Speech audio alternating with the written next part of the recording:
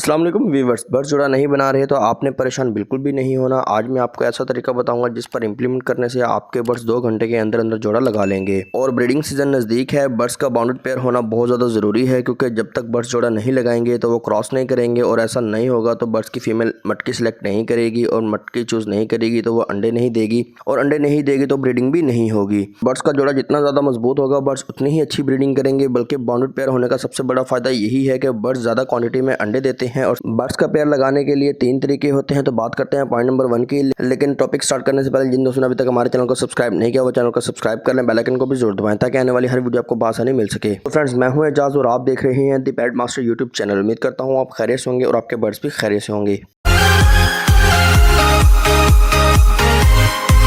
Number 1 पर आपने birds का ब्रीडर मेल और फीमेल ले लेनी है और इन दोनों को अलग अलग केज में रख देना है और आमने सामने रखना है। और 15 से 20 दिनों तक अलग अलग रखने के बाद आपने फीमेल को मेल के केज में छोड़ देना है। लेकिन एक बात याद रखनी है, आपने मेल को इसी केज में रखना है जहां आपने ब्रीडिंग लेनी हो। तो इतने दिनों तक अलग अलग रहने की वजह से इन दोनों की तलब बढ़ जाएगी और ये 2 घंटे के अंदर अंदर जोड़ा बना लेंगे। दोस्तों, ये मेरा पर्सनल एक्सपीरियंस है, 200% ये तरीका काम करता है। इस तरीके से आपके बर्ड्स 200% जोड़ा बना लेंगे और फिर आपने मटकी और बॉक्स लगा देना है। फीमेल अंडे देना स्टार्ट कर देगी। इस तरह से आपका पेयर ब्रीडिंग स्टार्ट कर जाएगा। लेकिन काफी मर्तबा ऐसा होता है कि मेल को फीमेल पसंद नहीं आती या फीमेल को मेल पसंद नहीं आता, तो आपने ज्यादा इंतजार नहीं करना। सिर्फ 1 महीने इंतजार करने के बाद आपने इनको चेंज कर देना है, या मेल चेंज कर दें या फीमेल को चेंज कर दें, क्योंकि इस तरह के बर्ड्स को पेयर बनाने में काफी ज्यादा टाइम लग जाता है जिस वजह से ब्रीडिंग सीजन गुजर जाता है और बाद में फिर कोई फायदा नहीं होता। और एक खास बात आपके साथ शेयर करता चलूँ, अगर आपके बर्ड्स में कैल्शियम और विटामिन की कमी होगी तो भी बर्ड्स पेयर तो लगा लेंगे लेकिन इनकी ब्रीडिंग अच्छी नहीं होगी, बच्चे खराब आएंगे। बर्ड्स अंडे तो देते हैं लेकिन इनमें से बच्चे नहीं निकलते। जब बच्चे निकल भी आते हैं तो वो बहुत ज़्यादा ख़राब क्वालिटी के होते हैं, उनकी टांगें टेढ़ी होती हैं, ये पर ख़राब आते हैं। तो आपने इस तरह का रिस्क बिल्कुल भी नहीं लेना। अपने बर्ड्स को अच्छे मल्टीविटामिन देने हैं। अगर आपने इसके ऊपर वीडियो देखनी है तो इसका लिंक आपको कमेंट बॉक्स में सबसे ऊपर मिल जाएगा।